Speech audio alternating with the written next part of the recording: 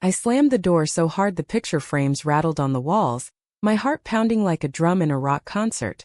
"You're not my real sister anyway," Amira shouted from the other side, her voice cracking with raw pain that sliced through me like a knife. In that moment, fueled by rage and unspoken longing, I yanked the door open and pulled her into a desperate kiss that silenced the world and changed everything forever. Sienna Thompson had always been the golden child in our blended family, the one with the effortless charm and straight-A report cards that made our parents beam with pride. Me?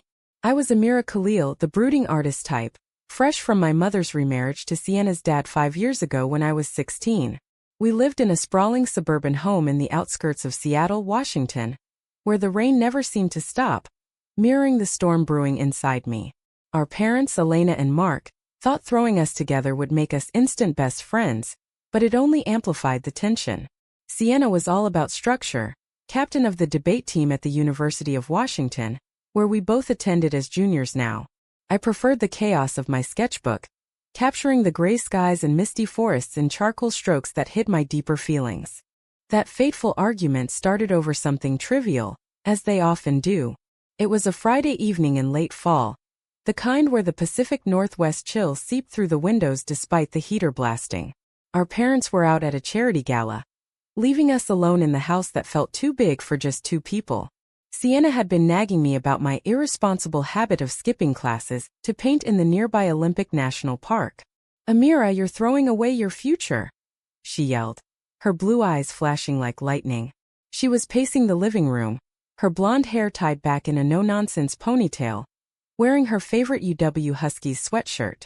I fired back from the couch, my dark curls falling over my face as I clutched my latest drawing, a portrait of her, though she'd never know. "And what about you? Always perfect, always in control. You don't know how to live, Sienna." The words escalated, dredging up old resentments. How her dad favored her, how my mom tried too hard to fit in. It peaked when she accused me of being jealous, and I spat out that she was blind to her own privileges. That's when I stormed to my room, slamming the door. But her retort, "You're not my real sister anyway," hit like a gut punch. It echoed the fear I'd buried deep, that our bond was fragile, artificial. I couldn't let it end like that. Ripping the door open, I grabbed her arm, pulling her close. Our faces inches apart, breaths mingling. The anger melted into something electric. Without thinking, I kissed her. It wasn't planned. It was instinct, a release of years of unspoken attraction I'd convinced myself was just admiration. Sienna froze for a split second, then her hands cupped my face, kissing back with a fervor that matched the storm outside. We broke apart, gasping, eyes wide with shock. What was that?" Sienna whispered, her voice trembling. I stepped back, heart racing. "I don't know. But it felt right." We stood there in the hallway, the house silent except for the rain pattering on the roof. That kiss was the spark that ignited a fire we couldn't extinguish. Over the next few days, we tiptoed around each other, stolen glances turning into late-night talks on the porch swing. Sienna confessed she'd felt a pull toward me too, but fear of ruining our family kept her silent. "We're stepsisters, Amira. What would people say?" As weeks turned into months, our secret blossomed in the shadows. We'd sneak off to coffee shops in downtown Seattle, holding hands under the table at Pike Place Market, watching tourists toss fish while sharing dreams. Sienna opened up about her pressure to succeed, how her mom's death when she was young left her dad overprotective. I shared stories of my Egyptian heritage from my late father, how art was my way to connect to him. Our differences, her logical mind, my emotional heart, complemented each other, creating a bond deeper than blood. But secrets have a way of festering. One evening during a family dinner, Mark announced a surprise vacation to Hawaii for the holidays. "It'll bring us closer as a family," he said, beaming. Sienna and I exchanged panicked looks. How could we hide our growing affection in such close quarters? That night in her room we whispered plans. "We have to be careful," she said, her fingers tracing mine. "But I don't want to stop." I nodded, pulling her into a hug that lingered too long. Little did we know the real storm was brewing. Sienna's best friend Lila, a sharp-tongued journalism major, had noticed our weird vibes. One afternoon at the campus library, Lila cornered Sienna. "What's going on with you and Amira? You're acting like..." More than sisters. Sienna denied it, but Lila's suspicion planted a seed of doubt. That evening, Sienna came home distraught. What if she tells someone? She fretted. I reassured her, but inside fear gnawed at me. As winter set in, our relationship deepened. We spent Christmas Eve wrapped in blankets by the fireplace, exchanging handmade gifts. A poem from me, a custom debate trophy from her. I love you, Sienna murmured, the words hanging in the air like snowflakes. I echoed them, feeling a warmth I'd never known. But the new year brought complications. Mark started noticing our closeness, joking about how we were inseparable. Elena pulled me aside one day. I'm glad you're getting along, but don't let it distract from your studies. The first crack appeared when Sienna got an internship offer in New York City for the summer. It's my dream, she said excitedly over coffee. But it meant separation. What about us? I asked, voice breaking. She promised we'd make it work, long-distance calls and visits. Yet doubt crept in. Was our love strong enough to survive the distance? Spring arrived in Seattle with blooming cherry blossoms along the university quad. But our relationship felt like walking on thinning ice. Sienna threw herself into preparations for her internship, spending long hours at the library, while I buried myself in my art studio, painting abstracts that captured the turmoil in my heart. We'd steal moments, a quick kiss in the car before classes, a whispered, I miss you during family movie nights, but the secrecy weighed heavier each day. One rainy April afternoon, the inevitable happened. Lila, ever the investigator, followed us to a secluded park bench near Lake Washington. We were lost in conversation, my head on Sienna's shoulder, when she confronted us. I knew it. This is wrong. Lila exclaimed, her eyes wide with judgment. Sienna jumped up, face pale. Lila, please, you don't understand. But Lila stormed off, threatening to tell Mark if we didn't fix this. That night, panic set in. Sienna paced our shared bathroom, tears streaming.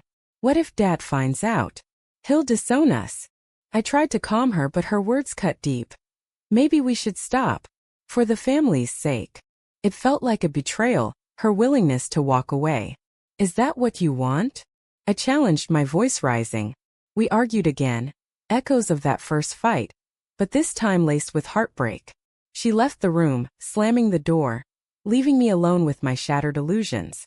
The next day, Sienna avoided me, eating breakfast in silence and heading to class early. I felt adrift, sketching her face over and over, each line a reminder of what we had. By evening, she cornered me in the garage.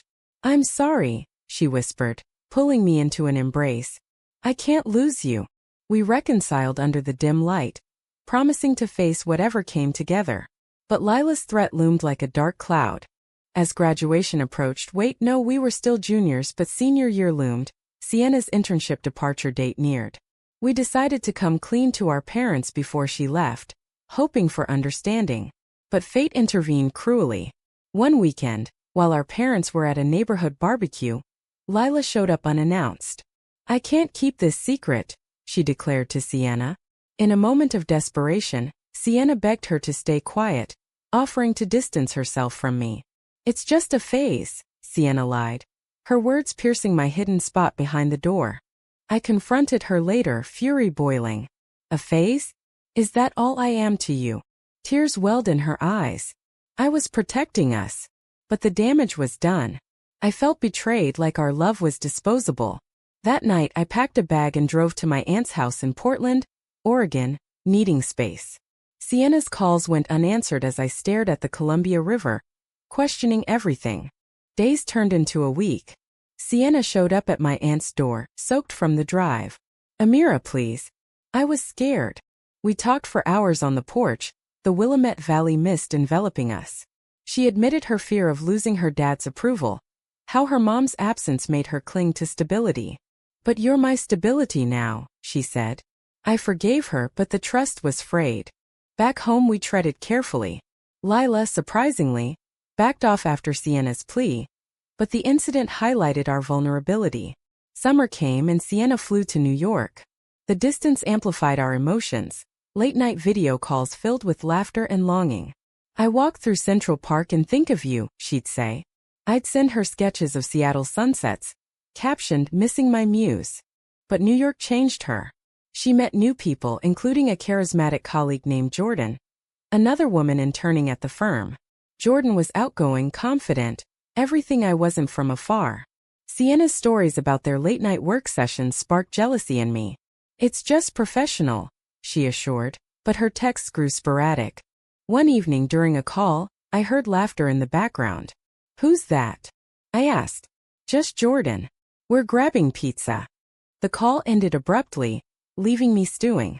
Paranoia set in. I imagined the worst. When Sienna visited for 4th of July, tension simmered. At a family barbecue by Puget Sound, fireworks exploding overhead, I pulled her aside. "Are you seeing her?" I accused. Sienna's denial was vehement, but her eyes flickered with guilt. "We kissed once," she confessed finally, voice breaking. "I was lonely, drunk. It meant nothing." The world spun. Betrayal hit like a tidal wave. "How could you?" I whispered, tears mixing with the salt air. She reached for me, but I pulled away, storming off into the night. That confession shattered us. I spent the night on a friend's couch, ignoring her pleas. The next day, back home, our parents sensed the rift but attributed it to sisterly squabbles. Sienna returned to New York, our calls reduced to curt check-ins. The summer dragged, each day a reminder of her infidelity. Fall semester started without Sienna. She extended her internship, claiming career opportunities. I threw myself into my art major, exhibiting pieces at a local gallery in Capitol Hill. My paintings, swirls of blues and grays depicting fractured hearts, drew praise, but inside I was hollow. Friends noticed my withdrawal, but I brushed it off. "Just busy," I'd say. One crisp October day, a package arrived. A letter from Sienna, handwritten on New York stationery. "Amira, I messed up. Jordan was a mistake, a way to fill the void without you. Please forgive me. I love you more than anything." Enclosed was a ticket to visit her for Thanksgiving. Hope flickered, but doubt lingered. After agonizing, I boarded the plane, the cross-country flight a metaphor for bridging our gap. New York was a whirlwind, skyscrapers piercing the sky, streets buzzing with energy. Sienna met me at JFK, her embrace tight and desperate. "I've missed you so much," she murmured. We spent days exploring. Walks in Brooklyn, coffee in Greenwich Village, where the bohemian vibe reminded me of home. She showed me her office, introduced me as her sister, the word stinging. Over dinner at a cozy Italian spot in Little Italy, we bared our souls. "I was scared of committing fully," Sienna admitted. "But being apart showed me I can't live without you." I shared my pain, how her betrayal reopened old wounds from my father's absence. "Trust is everything to me." We cried, laughed, and by dessert forgave. That night, in her tiny apartment overlooking the Hudson, we reaffirmed our love with words and presence. No need for more. Thanksgiving with her colleagues was awkward but enlightening. Jordan was there, polite but distant. Seeing her made me realize Sienna's choice was genuine. Back in Seattle, our parents hosted a belated holiday dinner. Sienna flew home, and under the table our fingers intertwined, a silent promise. But life threw another curveball. Mark suffered a mild heart attack in December, hospitalizing him at Seattle's Harborview Medical Center. The family rallied, Sienna cutting her internship short to return. In the waiting room, amid beeps and sterile smells, emotions ran high. Elena clung to me, whispering, "You're like a daughter to me." Sienna and I shared knowing looks, our bond strengthening in crisis. During Mark's recovery, he reflected on family. "I've been too hard on you girls," he said from his bed. It was the opening we needed. One evening, with Elena present, we sat them down in the living room. "Dad, Mom," Sienna started, voice steady. "Amira and I, we're in love." Silence fell like snow. Mark's face paled. Elena gasped. "What do you mean?" Mark stammered. We explained how it started, the struggles, our commitment. Tears flowed. Elena surprisingly hugged us first. "I suspected something. Love is love." Mark took longer, storming out initially. But after a night of reflection, he returned. "I don't understand it fully, but I see how happy you make each other. Just give me time."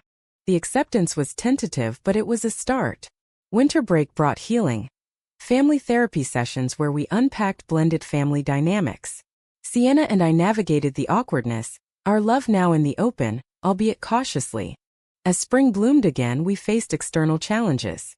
At university, whispers spread after Lila accidentally let it slip in a group chat. Some friends supported, others distanced. One professor, an old-school type, made snide comments in class. But we stood tall, joining the campus LGBTQ+ alliance, finding community. High drama peaked when Jordan, spurned and bitter, emailed Sienna's firm anonymously, outing us. Sienna's boss called her in, questioning her professionalism. Devastated, she considered quitting. "This is my fault," she sobbed. I held her. "No, it's bigotry. We'll fight it." With legal advice from the alliance, Sienna filed a complaint, turning the tide. The firm apologized, offering her a full-time position post-graduation. Victory tasted sweet, but it highlighted society's hurdles. Through it all, our love deepened, rooted in resilience. We graduated together, caps tossed high under Seattle's rare sun. Mark walked us both across the stage, a symbol of growth. Post-graduation, life accelerated. Sienna accepted the New York job, while I landed a gallery residency in San Francisco, closer but still apart. We committed to long distance, visiting monthly. "Distance makes the heart grow fonder," Sienna quipped during our airport goodbyes. San Francisco's vibrant queer scene embraced me. I exhibited at galleries in the Castro, my art evolving to celebrate love in all forms. Canvases of intertwined figures against Golden Gate sunsets. Sienna thrived in corporate law, advocating for LGBTQ+ rights in pro bono cases. Our calls were lifelines, sharing triumphs and woes. But challenges persisted. A family reunion in Texas with Mark's conservative relatives tested us. Whispers of unnatural echoed, but Mark defended us fiercely. "They're my daughters and I love them." His evolution inspired. Elena's unwavering support grounded us. One summer, during a visit to me, Sienna proposed a road trip down the Pacific Coast Highway. We rented a convertible, wind whipping our hair as we drove from SF to LA. Stopping at Big Sur. Cliffs dropping to crashing waves, she pulled over. "Amira, through every storm, you've been my anchor." Kneeling on the gravel, she held a simple ring. "Will you marry me?" Tears blurred the ocean view. "Yes," I whispered, slipping on the band. We celebrated in a seaside diner, toasting with milkshakes, planning a future. Wedding preparations brought joy and drama. Venue hunting in Seattle. Guest list debates include Lila? We did, she'd apologized. Mark offered to walk us down the aisle. Elena designed our dresses. But a health scare for Elena, breast cancer diagnosis, cast a shadow. Treatments were grueling, but she insisted on proceeding. "Seeing you two wed will be my strength." The wedding was intimate, on a Puget Sound bluff under summer sun. Vows exchanged. "In you I found my home," Sienna said. "With you I found my voice," I replied. Ring slipped on, a kiss sealed it. Reception laughter drowned past pains. Dancing under string lights, toasts to love's triumph. Honeymoon in Hawaii fulfilled Mark's old vacation dream. Beaches, hikes, but mostly us talking futures, kids. Adoption, maybe. Careers balancing family. Back home we settled in Seattle, buying a cozy bungalow in Queen Anne. Sienna commuted for work initially, then transferred to a local firm. I opened a studio, teaching art to underprivileged kids, channeling our story's humanism. Years passed, our love matured. We adopted a daughter, Layla, from foster care, echoing our blended roots. Teaching her acceptance, watching her play in the yard, we reflected on our journey. One evening, anniversary 10, we revisited that park bench. "Remember Lila's confrontation?" Sienna laughed. "Best thing that happened, forced us to fight for us." I nodded, hand in hers. From argument to forever. But life isn't fairy tales. Mark passed peacefully at 80, his last words, "Proud of my girls." Grief bonded us deeper. Elena moved in, her remission a gift. Through it all, our story inspired others. Sienna spoke at conferences. My art toured nationally. We became advocates, sharing how love transcends labels. As Layla grew, mirroring our traits, Sienna's determination, my creativity, challenges arose. School bullies targeted her two moms, echoing our past. We addressed it head-on, volunteering at PTA, educating on diversity. Layla thrived, becoming a fierce advocate herself. Professionally, Sienna rose to partner, championing equality laws. My gallery expanded, featuring queer artists. We co-authored a memoir, Steps to Love, donating proceeds to LGBTQ+ youth. A major conflict hit when old flames resurfaced. Jordan, now a rival lawyer, sued Sienna's client maliciously. Courtroom tension reignited old wounds. "She's doing this to hurt us," Sienna fumed. "I supported her through trials, our bond unbreakable." Victory came, Jordan conceding privately. "I was wrong back then." Aging brought introspection. In our 50s, health issues, my arthritis limiting painting, Sienna's stress-induced migraines. We adapted, traveling lighter. European cafes, Asian temples, always hand in hand. Layla's wedding to her partner, a kind-hearted teacher, was our full-circle moment. Walking her down the aisle, tears flowed. "You taught me love," she said. In twilight years, we retired to a cabin in the Olympics where our story began. Evenings by the fire recounting that first kiss. "Changed everything," Sienna murmured. Our end was peaceful, together in bed, hands clasped. Legacy lived on, Layla's family, our book's impact, art inspiring generations. In death as in life, our love endured. A testament to humanity's capacity for growth, forgiveness, and profound connection. From heated argument to eternal bond, we proved love conquers all.